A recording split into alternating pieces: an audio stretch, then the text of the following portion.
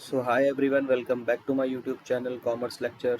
दोस्तों, आज के इस वीडियो में मैं आपको बताने वाला हूँ कि एचआरए क्या होता है, what is house rent allowances and how it is to be calculated. Okay, तो विदाउट वेस्टिंग टाइम चलिए शुरू करते हैं। ओके, सो अगर मैं एचआरए के बारे में बात करता हूँ, सबसे पहले इसकी मीनिंग हमें पता होनी चाहिए। ओके, तो अगर मैं बात करूँ हाउस रेंट अलाउंस के बारे में, सो बेसिक हमें पता होना चाहिए कि अलाउंस क्या होता है। अलाउंस मीन्स भत्ता, जिसे हम हिंदी में भत्ता बोलते हैं। ठीक है, कोई भी ऐसा बेनिफिट जो कि सरकार द्वारा, कंपनीज के द्वारा उनके एम्प्लॉयज़ को दिया जाता है, उसे हम अलाउंस बोलते हैं। अलाउंस अलग अलग टाइप्स के हो सकते हैं, जैसे कि मेरा medical allowance, dear allowance, okay, transport allowances, अलग अलग तरीके के अलाउंस होते हैं। इस तरीके से ही हमारा हाउस रेंट अलाउंस भी होता है। ठीक है, चलिए बात कर लेते हैं हाउस रेंट अलाउंस क्या होता है। हाउस रेंट अलाउंस और एचआरए, जिसे हम कॉमन भाषा में बोलते हैं, is a vital component of the salary slips of employees. Basically, it refers to the amount paid by the employers to their employees as a part of their salaries to help them meet accommodation cost. Means house rent allowance क्या है? एक प्रकार का vital component है जो कि सभी employees की और कुछ कुछ एम्प्लॉयज़ की सैलरी स्लिप्स, बेसिकली जो गवर्नमेंट एम्प्लॉयज़ होते हैं, ओके, या जो एमएनसीज के एम्प्लॉयज़ होते हैं, उनको ये कंपोनेंट प्रोवाइड किया जाता है उनकी सैलरी स्लिप्स में। ठीक है, in order to bear their accommodation cost. Like if कोई एम्प्लॉयज़ अपने शहर से दूर रह रहा है, किसी दूसरी सिटी में जॉब कर रहा है, ठीक है, और अगर वहाँ पर उसे एचआरए दिया जा रहा है, रेंट के घर में अगर वो रह रहा है, तो अगर उसे एचआरए मिल रहा है तो उसे हम बोलते हैं हाउस रेंट अलाउंस। ये जो अलाउंस होता है, ये एम्प्लॉयज़ के लिए काफ़ी बेनिफिशियल होता है, क्योंकि इसकी मदद से वो अपना टैक्स को या तो पूरी तरीके से या वो होली और पार्शियली तरीके से उसको कवर कर सकते हैं। ठीक है, लाइक टैक्स सेविंग कर सकते हैं वो इस पे। ठीक है, so basically if somebody asks from you that what is house rent allowance, so house rent allowance means a kind of component which is to be used by the employers or the government in order to bear the rental cost for their employees. Like employees को उनके accommodation की cost को cover करने के लिए ये allowance provide किया जाता है गवर्नमेंट के द्वारा। ठीक है, apart from helping the employees to meet expenses incurred और देयर रेंटेड हाउसेस, यानी कि एम्प्लॉयज़ की मदद करने के अलावा, लाइक जब वो किसी भी रेंटेड हाउस में रह रहे हैं तो उसको बचाए रखने के अलावा ये उनको हेल्प करता है टैक्स सेविंग ऑप्शन पे भी। लाइक आप टैक्स को भी सेव कर सकते हो इस पर्टिकुलर अलाउंस की मदद से। ठीक है, अगर आप इसको क्लेम करते हो तो अलग अलग सेक्शंस होते हैं, like section 13, okay, like section 10 sub section 13A के अंतर्गत आप इसको क्लेम कर सकते हो। ठीक है, अलग अलग सेक्शंस होते हैं। ठीक है, HRA also enable tax saving options on their savings. Tax exemptions or HRA are regulated under the provisions of sections 13 clause 13A under the income tax of act 1961। यानी कि इनकम टैक्स एक्ट के subsection 10 13A के according ये आपको सारे tax saving options provide कराते हैं। ठीक है, तो house rent allowance simply means a kind of allowance which is provided by the employer or government to the employees in order to bear their accommodation cost if they are living in a different city for their job, okay, or if they are just living on a rented house, so that means a kind of allowance which is provided to bear the accommodation cost, okay, under the income tax act section 10 subsection 13A के अनुसार। ठीक है, समझ में आ गया होगा आपको what is HRA। Okay, now talking about who is eligible to claim tax deductions on HRA। Like कौन कौन क्लेम कर सकता है HRA के लिए। ठीक है, फर्स्ट इज आता है हमारा salaried individual. Salary individual means जो एम्प्लॉयज़ किसी के यहाँ काम करते हैं, लाइक किसी एम्प्लॉयर के अंडर वो वर्क करते हैं, किसी कंपनी में अलग अलग किसी सिटी पे भी काम करते हैं, उन जहाँ पर उनको सैलरी दी जाती है, सैलरी मिलती है, तो वो इस पर्टिकुलर HRA के लिए क्लेम कर सकते हैं। ठीक है, second thing is that self employed individuals. जी हाँ, ये सेल्फ एम्प्लॉयड इंडिविजुअल्स को भी HRA मिल सकता है, लेकिन उसके लिए कुछ कंडीशंस होती हैं। एक सेक्शन बनाया गया सेक्शन 18GG 80GG, ओके, उसके अंतर्गत आप सेल्फ एम्प्लॉयड इंडिविजुअल्स भी HRA के लिए क्लेम कर सकते हैं, but the condition is that they should be they should be live in a rented house, okay, it should not be stayed in your own house, ठीक है, own property पे उनको HRA नहीं मिलता है, ठीक है। तो पहले हमने बात की सैलरीड इंडिविजुअल्स को मिल सकता है HRA, ठीक है, सेल्फ एम्प्लॉयड इंडिविजुअल्स को भी मिल सकता है, ठीक है, but the condition is that he or she should be live in a rented house. Okay, third thing is that individual receiving HRA from their employer as a part of salary. अगर कोई भी individuals like peoples जो कि job कर रहे हैं, अगर उन्हें HRA मिल रहा है अपने एम्प्लॉयर से अपनी सैलरी के एक पार्ट में, तो वो भी इस पर्टिकुलर HRA के लिए वो तो एलिजिबल है ही है, ठीक है।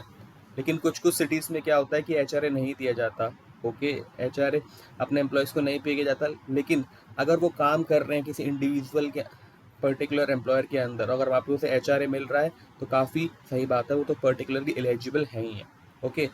Fourth is that should be living in a rented house. मैंने आपको पहले ही बताया था कि वो रेंटेड हाउस में रहने चाहिए। ऐसा नहीं है कि वो अपने घर में रह रहे हैं या कोई भी सेल्फ एम्प्लॉयड पर्सन अपना खुद का बिजनेस कर रहा है, जॉब कर रहा है, तो वो HRA के लिए क्लेम कर सकता है। नहीं, HRA के लिए क्लेम तभी कर सकता है अगर वो रेंट के घर में रह रहे हो, ठीक है।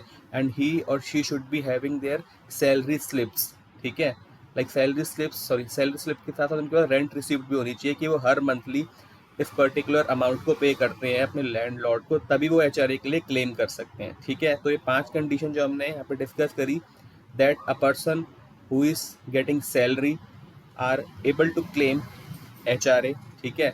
सेल्फ एम्प्लॉयड इंडिविजुअल्स भी कर सकते हैं HRA के लिए क्लेम, ठीक है। Third thing is that individuals receiving HRA from their employer as a part of salary, means जिनको HRA मिल रहा है अपने एम्प्लॉयर से वो तो ऑलरेडी इसके लिए क्लेम करते ही हैं, ठीक है। Fourth thing is that should be living in a rented house, rented house में उनको रहना जरूरी है। If they are not living in a rented house, so he और she should not be able to claim HRA, ठीक है। और fifth thing is that should actually be paying the monthly rent for their house. जैसे कि मैंने आपको पहले ही बताया कि उनके पास रेंट रिसीप्ट होनी चाहिए कि हर मंथली वो इतना अमाउंट पे करते हैं जहाँ पर भी वो रह रहे हैं, ठीक है, तभी वो एकोमोडेशन के लिए क्लेम कर सकते हैं, ठीक है। सो आई होप आपको क्लियर होंगी ये सारी चीज़ें। अगर कुछ भी कंफ्यूजन है तो आप नीचे कमेंट बॉक्स में मुझे लिख सकते हैं, ठीक है। I will make a separate video on that, okay. Now हम बात करते हैं HRA किस तरीके से कैलकुलेट होता है। HRA के लिए अलग अलग मैट्रिक्स होते हैं, अलग अलग पैरामीटर्स होते हैं, ठीक है। लेकिन कुछ कॉमन क्राइटेरियाज है जो कि मैं आपको बताऊंगा, और साथ में आपको सिटी वाइज HRA बताऊंगा कि कितना HRA कैलकुलेट किया जाता है सिटी वाइज एम्प्लॉयज़ का, okay. Primarily, the house rent allowance of an employee is calculated on the basis of their salary, or some other factors are also taken into consideration, which includes means क्या होता है house rent allowance जो होता है ना, उसमें primarily हम focus करते हैं एम्प्लॉय की सैलरी पर कि जितनी उसकी सैलरी जितना उसका बेस पे उसी के अनुसार उसका HRA भी बनता है, ठीक है, HRA कैलकुलेट किया जाता है, ठीक है। बट कुछ अदर फैक्टर्स भी हैं, कुछ ऐसे पर्टिकुलर्स पैरामीटर्स होते हैं जो कि हमें ध्यान में रखने चाहिए जब हम HRA कैलकुलेट करते हैं, ठीक है। वो कौन कौन से पैरामीटर हो सकते हैं, जैसे कि किस सिटी में एम्प्लॉयर रह रहा है, ठीक है, वो भी डिपेंड करता है HRA को कैलकुलेट करने में, ठीक है। HRA percentage offered by the employer, क्या HRA का परसेंटेज एम्प्लॉयर के द्वारा ऑफर किया गया है, ये भी मायने रखता है, ठीक है। Third thing is that house rent being paid by the employee, कितना रेंट पेड किया जाता है एम्प्लॉय के द्वारा। तो ये 3 चीज़ों को हम ध्यान में रखते हैं जब हम HRA को कैलकुलेट करते हैं, ठीक है। अब मैं आपको बताता हूँ सिटी वाइज HRA। अगर कोई भी एम्प्लॉय, 2 सिटीज़ होती हैं, एक होती है मेट्रोपॉलिटन, दूसरी होती है नॉन मेट्रोपॉलिटन। मेट्रोपॉलिटन जैसे कि हमारे बड़े बड़े सिटीज़ हो गए दिल्ली, मुंबई, कोलकाता, ये सब हमारे मेट्रोपॉलिटन सिटीज़ में आते हैं। नॉन मेट्रोपॉलिटन हमारे छोटी छोटी सिटीज़ होती हैं जो कि इतनी डेवलप नहीं है, लाइक हमारे छत्तीसगढ़ हो गया, ठीक है, मथुरा हो गया, ठीक है, ये सब हमारे नॉन मेट्रोपॉलिटन सिटीज़ होती हैं, ठीक है। अगर कोई एम्प्लॉय, कंडीशन इज दैट अगर कोई भी एम्प्लॉय जॉब कर रहा है, सर्विस करता है मेट्रोपॉलिटन सिटीज़ में, so he or should be able to claim 50% of their HRA, 50% of their salary, like salary का 50% तक वो अपना HRA क्लेम कर सकता है if he or she are residing in metropolitan city like Delhi, Mumbai, Kolkata, ठीक है। On the other hand, if they are living in a non metropolitan city like Chhattisgarh, Mathura, किसी में भी वो रह रहा है, तो उसको उसकी सैलरी का 40% HRA वो क्लेम कर सकता है, ठीक है। तो समझ में आया। मेट्रोपॉलिटन सिटीज़ में अगर रहता है कोई भी एम्प्लॉय, सर्विस वहाँ पे कर रहा है, तो वो 50% HRA उसको मिलेगा उसके बेसिक पे का, सैलरी का। लाइक सैलरी भी आगे मैं बात करूँगा, ठीक है। और अगर वो नॉन मेट्रोपॉलिटन सिटीज में रह रहा है तो 40% उसकी सैलरी का वो क्लेम कर सकता है एज एन HRA के रूप में, ठीक है। नाउ अब मैं बात करता हूँ सैलरी कि जब हम HRA कैलकुलेट करते हैं तो सैलरी का मतलब क्या है। यहाँ पर सैलरी का मतलब होता है उसका basic plus DA plus incentive, अगर उसे कुछ मिलता है तो।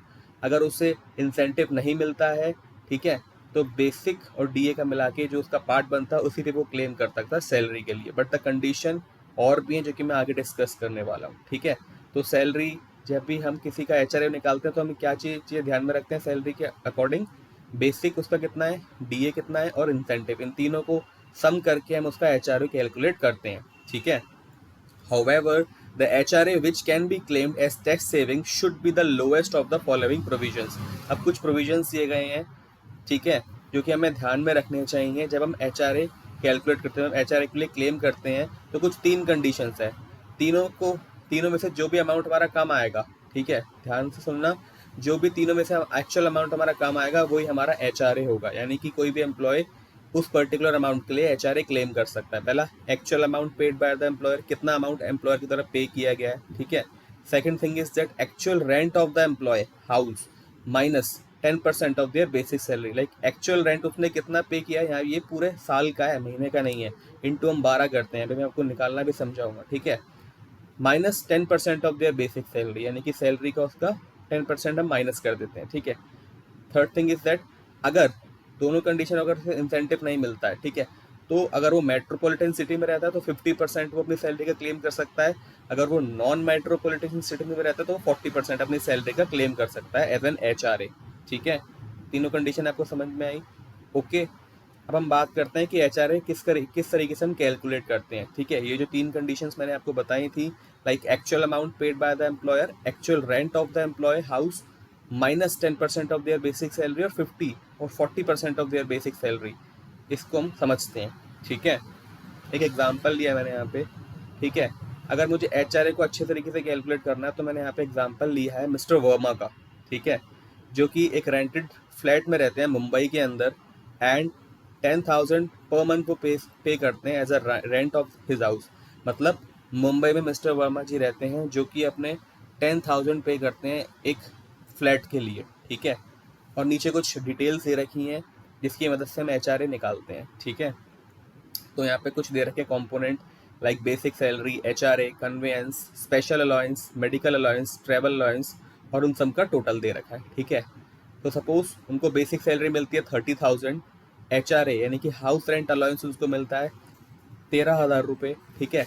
कन्वेंस उनको मिलता है 2,000 रुपीज़, स्पेशल अलाउंस मिलता है उनको 3,000 रुपीज़, मेडिकल अलाउंस मिलता है उनको 1,250, ट्रैवल अलाउंस मिलता है उनको 5,000। सपोज ये सारे अमाउंट उनको मिलते हैं और टोटल उनका जो आता है वो आता है 54,250, यानी कि 54,250 उनको टोटल नेट पे मिलता है, सॉरी ग्रॉस पे, ठीक है।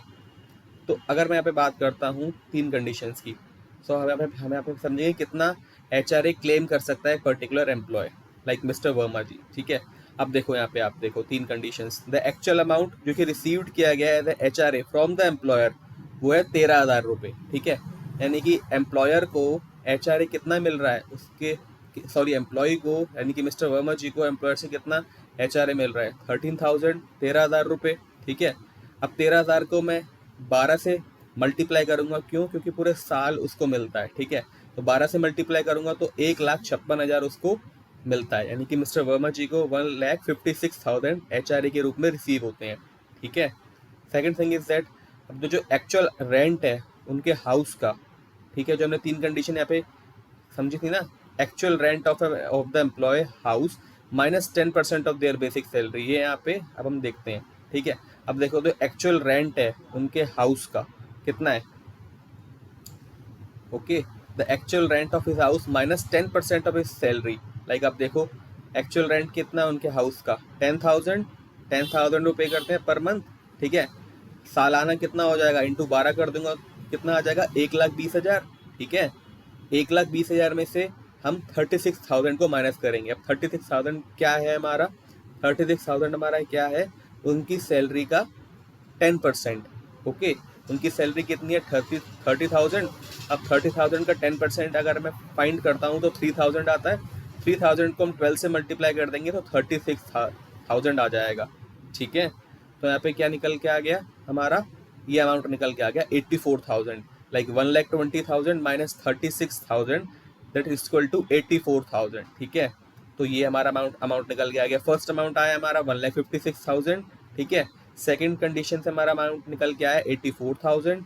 अब तीसरी कंडीशन जो हमने यहाँ पे डिस्कस की थी वो क्या थी, 50% if they are residing in metropolitan city और 40% if they are residing in non metropolitan city, ठीक है। तो यहाँ पे देख लीजिए कि 50% उनकी सैलरी का हमने कैलकुलेट किया है, क्यों, क्योंकि वो मेट्रो सिटी में रहते हैं, like he live in Mumbai जो कि एक मेट्रोपॉलिटन सिटी है, ठीक है। तो इसका इसलिए हमने 50% लिया उनकी बेसिक सैलरी का, ठीक है, जो कि आया है 1,80,000 रुपये, ठीक है।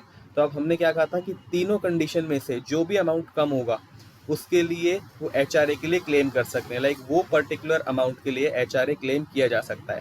तो इन तीनों में से हमारा कौन सा अमाउंट कम है, दैट इज 84,000, आप देख सकते हैं यहाँ पे 84,000। So condition is that, conclusion is that mister Verma ji can claim 84,000 for HRA, ठीक है। सो इस वीडियो में इतना ही, मिलते हैं नेक्स्ट वीडियो में। Thanks for watching.